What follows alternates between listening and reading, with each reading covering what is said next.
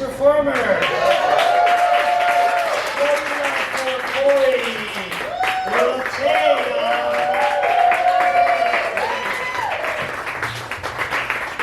Thank you, thank you. Get this set up. How you doing tonight? Alright, cool, great. My name is Korie. I'm 23 years old from the lovely Prince George's County, Maryland. Yeah, I'm also a proud Black queer artist. Yeah. So, yeah. My pieces are kind of long, so I'm going to just actually get started and explain them, because I will rant. So, yeah, the first piece is called Table of Conscience. Knowledge is power, and words are brain food, but when a book is as thick as fat as a bowl of oatmeal, breakfast just becomes less important. Because let's be honest, we all rather just listen to an audiobook. We want to hear other people's stories. We want to hear other people tell our story, but someone else can't write your autobiography. I see funerals in these Roman numerals as letters take the identity of numbers. I see destruction of our voice that's coded before the book even starts. See, while we are not defined by these circumstances, it is still a part of our dictionary. It directs our dialect and puts enunciation into our accents. Our origins are made up of nouns, verbs, adjectives, prepositions, and predicates, but that is only a part of speech which leaves a hole in language, and I want to become whole in my own language. See, I'm a declarative, interrogative, exclamatory, complex, compound type sentence. I don't even know what the fuck that means. I have pages filled with commas because I don't know how to end things I'm not ready to let go of. I'd rather just run on because sometimes a period is much more than just a dot. Sometimes it's a hole that I fall in again and again, like love with a stranger. Like love with a stranger you've known your entire life. Like the stranger I see in the mirror every morning. I feel like I have to get to know her again every day because I still can't figure out how to read her. I can see her cover from a mile away, call that eye-catching landscape, but I have words and phrases that even Google can't translate, and I'm learning that what's between these lines is not always a blank space. There's more to her. You can't... Come on. Oh my gosh, I'm getting it. One sec. No spelling bee could test this. I don't want to be placed in the metrics of this Dewey Decimal System. These are my stories and I don't want a librarian to carry them. I don't subscribe to the narrative of Webster or Merriam. I wasn't made for a library. I lie very comfortable in my own bookshelf. But before that, I got caught up in using the media as an encyclopedia. I started getting greedy, but now I handle recipe manuals because I found out the hard way, but that's really feeding you. At last, I grabbed the atlas and became a tourist, lurking in shadows behind bright screens. I made myself home as a visitor, and everybody else a row beside my own. But by definition, if you're in a foreign country, you can never be native. Korie, know where your home is. Korie, love where your home is. Stop looking for what the soul is, because the best you'll ever become is a synonym, a mere derivative, never the original copy, never what you were designed for. The textbook definition of my God in the physical form, my existence is speechless. And when Microsoft leaves a red line under your name, stop auto-correcting it because it was never misspelled to begin with. Korie, Broadwater, Allen. We are author and illustrator, and we write with utensils as sharp as our minds, chapters that capture pictures moving off the page. Ladies and gentlemen, theys and thems, the tape is rolling. Take one for yourself instead of always taking one for another team. We are now director, editor, and producer. And this is your theater. Grab the popcorn and enjoy. You're your own audience. And we don't fall asleep during our own movies. Thank you.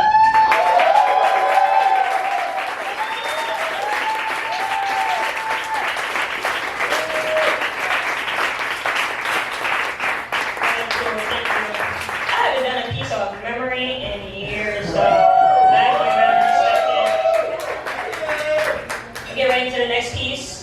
This piece is called February 31st. It's about my first relationship with a girl, and my first breakup with a girl, as well as it's like my coming out story.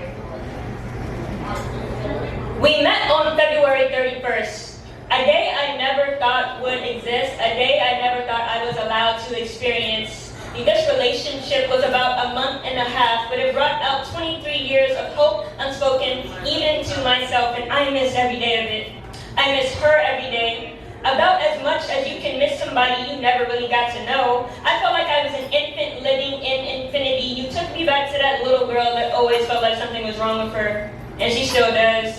See, baby, well, ex-baby, you told her she didn't have to love pink to be a girl. You told her it's okay to not wear dresses if they don't make her feel comfortable. You said that she could play sports with the boys and still be a lady if she wanted to, and that there was nothing wrong with wanting Marvel action figures instead of Barbie dolls for her birthday. Baby, well, ex-baby, the separation is torture, and I'm a masochist because I love thinking about us. I think about all the sex that we never had, and that vacation that we never went on.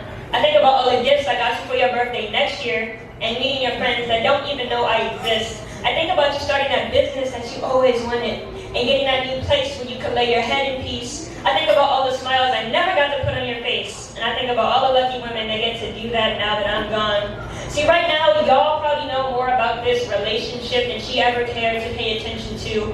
I don't even think she's ever heard my poetry. But I still even miss the things about her that I wanted no part of. See, ex-baby, right now, I would crave your bitchy attitude. Her words, not mine. She rolled her eyes like dice on a game board and got sevens every time. It was perfect. I took every chance, spreading my heart out, knowing you would fold your cards before the round even began. It was a game I couldn't succeed in because I was playing against myself the entire time. Do not pass go. Do not collect $200. She had a monopoly on me. I treated her with the care and love I've always wanted to find, never expecting anything in return until I did. Until I realized she didn't even really want that from me in the first place, and I beat myself up because it's been 2 months later, longer than the relationship itself, and I still miss you. Because what you don't know is the feeling of you next to me always meant something more than just skin-touching affections. It was grace, it was validation, it was allowed, reciprocated, and celebrated. And I told myself that even wanting to experience this pure, natural joy was always a problem, a character flaw. The battle going on with my beliefs in my heart was a silent death, and you helped me be born again, a resurrection. Can I be blunt with y'all? See, understanding my sexuality has been so complex, mostly because it's something I never thought was meant to be understood in the first place. Because according to the God that I was worshiping, I was never meant to. And honestly, the reality is I never felt like I could be loving God and myself at the same time. These were mutually exclusive, oil and water, a potion of poison for a destiny I always wanted to avoid. So, ex-baby, I miss what you brought out of me, or maybe what you allowed me to bring out of myself. A part of me that I always knew existed, but that I never knew was allowed to live. That I tried to make extinct from the moment I realized its conception. You let her breathe. You gave her oxygen. See, I really never met her before, because anytime I heard her, I pretended like she never existed. And when the voices became so loud, I ripped out her eardrums and strangled them with the hangers in this very closet. Yes, the separation is hard, and waking up is the hardest part because now I'm just facing myself. A mirror behind closed eyes. I see everything my family's ever told me, everything society told you, and it's beginning to sound a lot like my own voice, and I can't distinguish the difference anymore. So now all of those things aren't worse than what I tell myself. Ex-baby, your existence has been everything, and representation is important because sometimes the biggest statements have no words. And being with you was a white noise with all the right expressions, and I appreciate every moment I got to spend with you, because now I spend so much more time with myself, not judging, not hating, but living authentically. And I know I'm attractive, my body's nice, I'm active, I got hella skills and talents, my poetry is immaculate, and my therapist says I'm way above average. And I could probably pull and bag all the fruits in the garden, but all the hoes in the front lawn would never make the grass greener. It wouldn't quench my thirst. They cannot replace what I feel like I'm missing without you in my house, because you taught me that the fruit was never forbidden in the first place. So now I put a painting in my living room, a table in the kitchen, the sheets on this bed with your scent in the fabric. They always say you never forget your first girl, and for now you'll never even know this poem exists about you, but I'd love to invite you back in one day so that I can say thank you for helping me build the home I'm living in, now that I love myself. Thank you.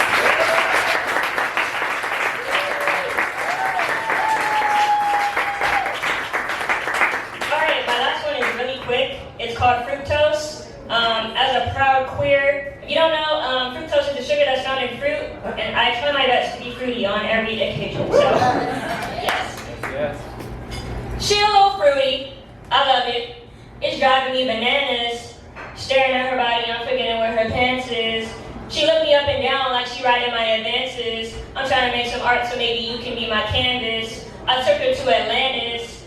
Got her so wet, now she forgetting what a man is. The pussy so wet she can't put together her stanzas. I'm gripping on her mind, she thinking about all the places that my hands went. I'm rocking on the world, now shawty speaking with different accents. I'm loving on her soul and I handle that with kindness. I stare into her eyes so I can find out where her mind is. If you see what's right in front of you, we could put the world behind us. Her looks kill me every time. Now she calling me a casualty. She saying I'm down to earth the way I'm up into this gravity. She said she had a sweet tooth, so I let her get a cavity. She just got her hair done and now that shit is looking raggedy. Respectfully, you know that I be thinking about you sexually and my body's trying to make your baby like every time you're next to me. So I remind her of home. Now she want a house to beat the finance. I told her, baby, I can do any and everything, anytime, anywhere, as long as I'm with your finance. Thank you.